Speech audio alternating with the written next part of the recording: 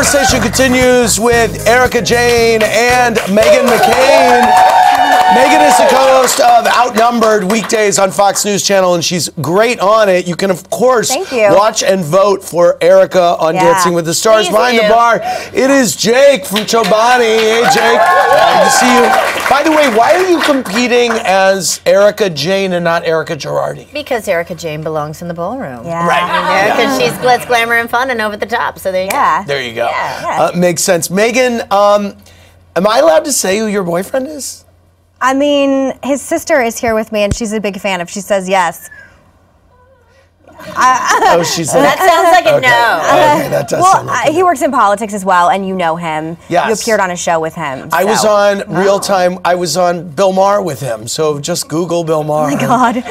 Look around. You know what? We just like keep it off social media. And honestly, during the election, people have been so vitriolic towards anyone who says anything. At least in my circles, that isn't just I love Trump all day long, and I feel like I'm fair to everybody, and I just don't want to have my personal life involved in stuff like that. Yeah, I agree. I love talking to you about politics. Can I tell you that you talked to me, we did another thing together, and you talked for a long time before and after the show, and you're very well read, and you know a lot, and you are deeply concerned in a way that I think a lot of Americans are, and I think you should talk about politics more. I know maybe Bravo isn't necessarily the forum, but you're not. I mean, people get very pissed when I talk about politics on this show. I bet they do because this is pure entertainment. They do because it's meant to be entertainment, but then every other late night show is talking about politics, and people are loving it, but they don't come to me for it, so whatever. But I do on the radio a lot. Yes. How do people respond?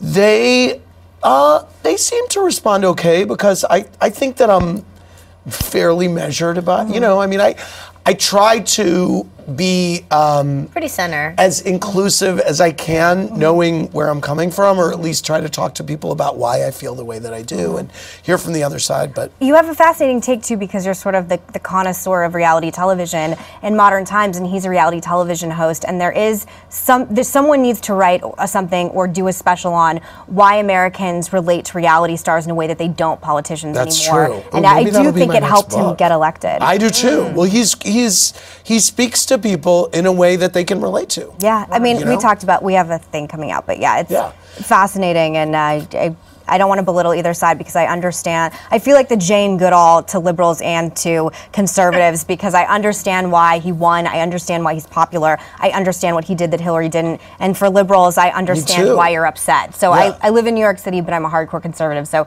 I feel like I can make both worlds hopefully communicate. Yeah. I'm talking way more, and Erika is so much more interesting than me.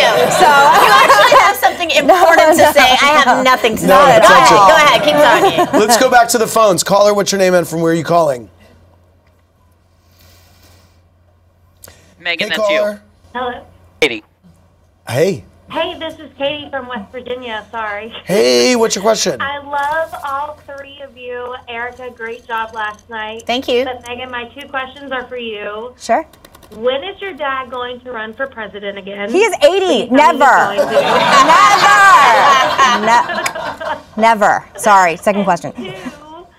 When are you going to run for office? Oh. I'm not. I really don't think it's a place for, like, my brand of conservatism is really out of tune with what Americans seem to respond to right now. So I wouldn't even be popular running because ideologically I'm out of sync with what people really respond to right now. And I actually don't think it's a place for women like me, and it's a really sad sort of statement. Women like you, meaning? I think you have to sort of play in a man's world. I like wearing a lot of hair extensions. I have a lot of conflicting feelings about things in my personal life, meaning like my reflections on me personally with marriage and traditional families. And I think to run in Republican circles, you would have to have a much different kind of lifestyle. I don't know. I think Trump, he's been married 18 times. But he he's talked a about man. grabbing the pussy. But he's a man. It's different for men. He's talking about grabbing the pussy. Right. It's a different world for men. If we learn nothing, crucified. Wow. Thank you, Eric. You understand. Yeah, she would be torn apart. Oh, that is interesting. But I hope to work in politics forever because I do love it. Back to the phones. Caller, what's your name and from where are you calling? Oh, yeah, 100%. My name is Nancy from Lincoln, Nebraska. Hey, Nancy, what's your question? Well, I have one comment. I have a new tagline for Lisa Rinna. Okay, what is it? And it's, crack is whack. Oh, my gosh. I like it, Nancy. Well, she's something else. Anyway, I would like to know if Erica Jane and Meghan both are wearing panties tonight. That's a ridiculous question. Yeah, you know what? I stopped answering that question because it's just...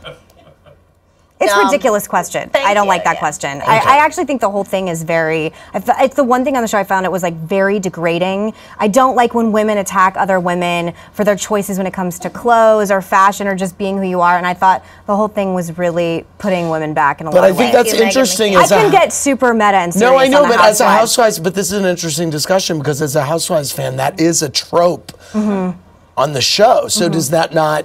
I'm not saying necessarily of Beverly Hills, but they are constantly, we were talking about Atlanta earlier, I mean, they're constantly kind of shading each other's appearance or hair or clothes.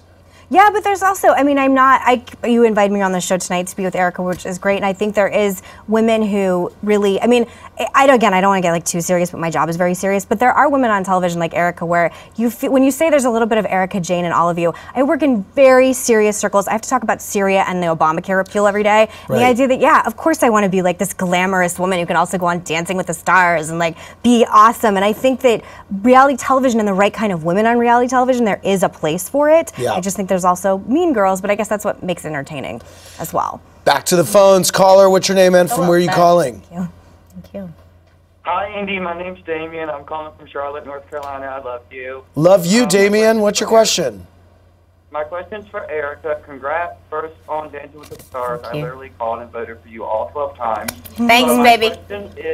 You're welcome. My question is, did Dorit and PK ever apologize to Tom? And if so, how did that conversation go? Well, I can't give it away because the boss is right here. You're going to have to watch the reunion, babes. And the finale. Yeah. So I want to talk about some Twitter feuds you've gotten in, Meghan. Oh, Lord. So many. Ann Coulter joked in a column that you should be murdered. Yes, she did. And every single day of my life, I get to wake up and be Meghan McCain, and every day she has to wake up and be Ann Coulter. And that's sort of...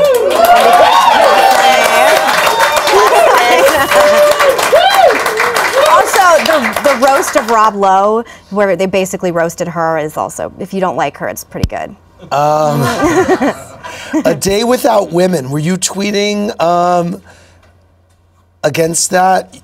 You said... What did you say about that? I don't like anything where it says you shouldn't show up. I think showing up in life is very important, and the idea of going and showing my employer you can live without me. A day without me, nothing changes, and I think the whole messaging with the women's movement right now I think needs a lot of tweaking, and I would start with including conservative women in it because pro-life women were disinvited to the Women's March in DC, and I don't like the idea that we're putting women into categories of what feminism means, which is I think why a lot of people like me don't call themselves feminists. You said Barack Obama is going to be the most bitter ex-president we've ever had. Yeah, why? Why? Because can you imagine being hope and change and ushering in what is supposed to be this sort of post-racial next step president, and then you usher in Donald Trump, who is single-handedly undoing all of his cornerstone policies as we speak. Right. And he's also been extremely vocal where President George W. Bush beforehand every other president went to Texas. No other president has said a word. Didn't say anything. He's already being vocal. So yes, I do think he's going to. What is the line though when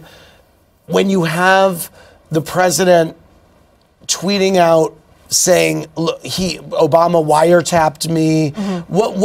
How does he stay silent? You send your surrogates out to do it. But isn't that what he did? He hasn't spoken about that. He has spoken. He said he did something about one of the marches, and he has definitely made statements. And he's also putting together a war house in Washington D.C. right now. Valerie Jarrett is moving in with him. This is not. Kidding. Yes, Google it. Wow. Every No, day. I believe you. And I think that it's the wrong move for his legacy. Yeah. I think no matter who you are, what you do in politics right now, you have to respect the fact that Trump tapped into something that a lot of us really missed. Yes. It's a lot of people in the middle of the country that feel ignored, that feel like Washington has left them out of the closet in every way.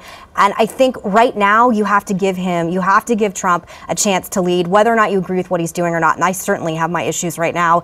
He won fair and square. You have to give him a chance. I go after policy versus personality. I don't love the tweeting, but isn't it hard to do that if he was just talking about policy? wouldn't that be great if we Instead could of all personal? debate about policy, but he's making Do you it want to jump? personal. I'm actually. I mean, No, please don't, Megan. Go jump in ahead. on this. No, go. Well, I don't like the personal that's tweeting. what makes me crazy. That's why, to me, as a former president, he's attacking him personally. So it would be so hard for me as a man to. Maybe that's why he's going to Bora Bora he's going to Tahiti for a month. So Is maybe he? that's Who, what Obama? President Obama is. He should. Yeah.